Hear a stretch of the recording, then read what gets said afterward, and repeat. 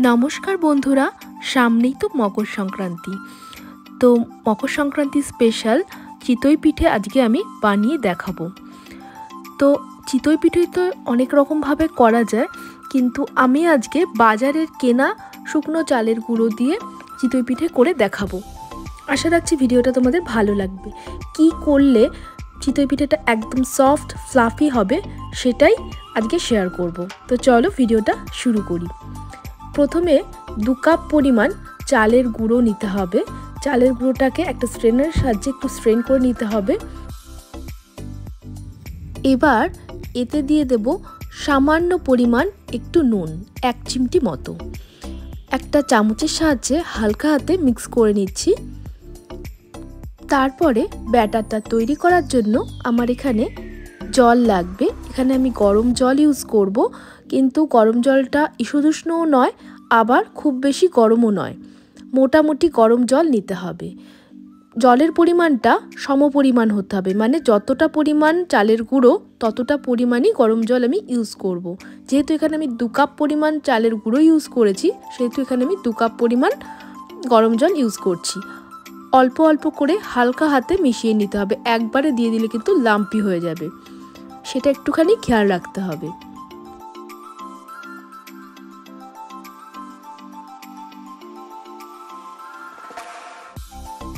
কিন্তু ব্যাটারটা যতক্ষণ বেশি পরিমাণ রেখে দেওয়া যাবে বা যতক্ষণ ফ্যাটানো হবে তত বেশি সফট বা ফ্লাফি হয়।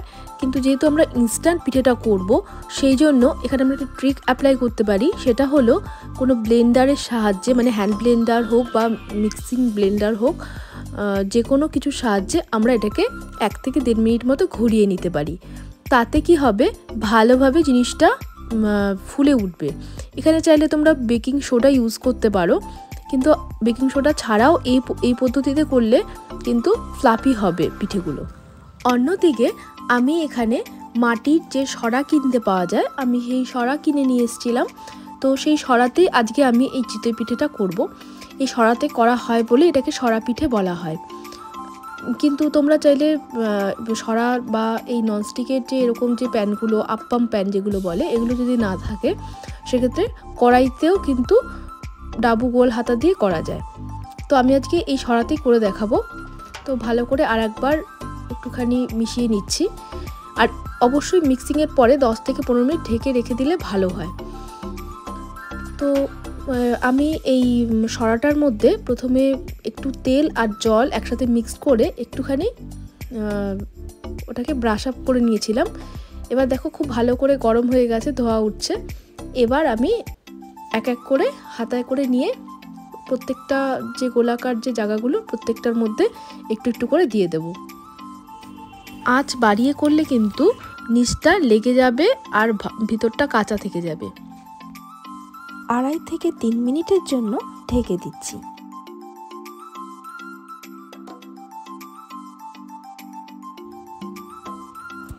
দেখতে পাচ্ছ পিঠেগুলোর গায়ে কীরকম ছিদ্র হয়েছে?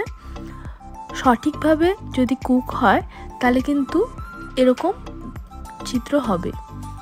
এবারে একটা ছুরির সাহায্যে হালকা করে পিঠেগুলোকে তুলে নেব।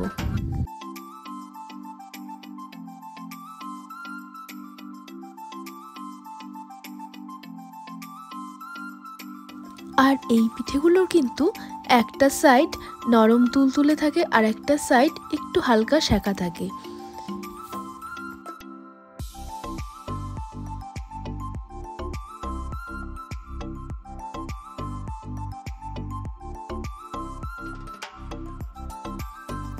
এইভাবে বাদবাকি সব পিঠেগুলোকে ভেজে তুলে নেব।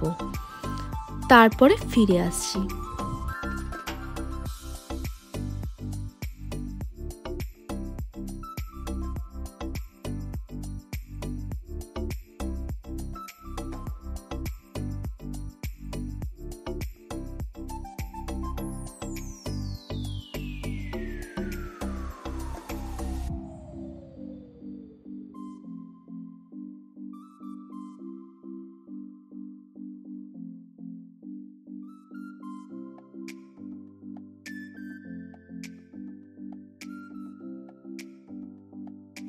আর এই চিতই পিঠেগুলো সার্ভ করতে হয় পাতলা নলেন গুড় দিয়ে। আর এছাড়া এই পিঠেগুলোকে দুধে ফুটিয়ে নিলেও দুধ চিতই পিঠে এভাবে বানানো যেতে পারে, সেটাও কিন্তু খেতে বেশ লাগে। শীতকালে কিন্তু এই পিঠেগুলো খেতে দারুণ লাগে।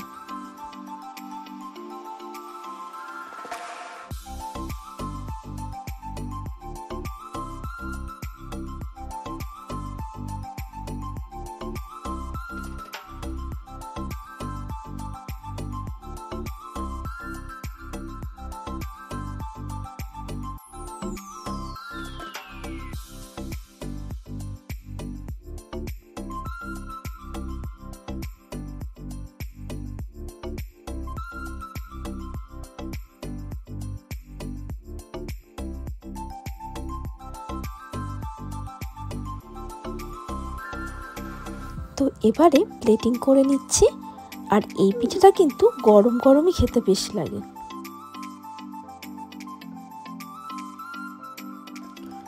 তো আজকের ভিডিওটা তো এই অবধিই থাকছে, দেখা হবে অন্য কোনো ভিডিওতে। কেমন লাগলো চিতই পিঠের রেসিপি তোমরা ডেফিনেটলি আমায় কমেন্টে জানাতে ভুলো না। আর যারা বাড়িতে কখনো বানাওনি, প্লিজ বাড়িতে একবার বানিয়ে দেখো, আশা করি খেতে খুবই ভালো লাগে।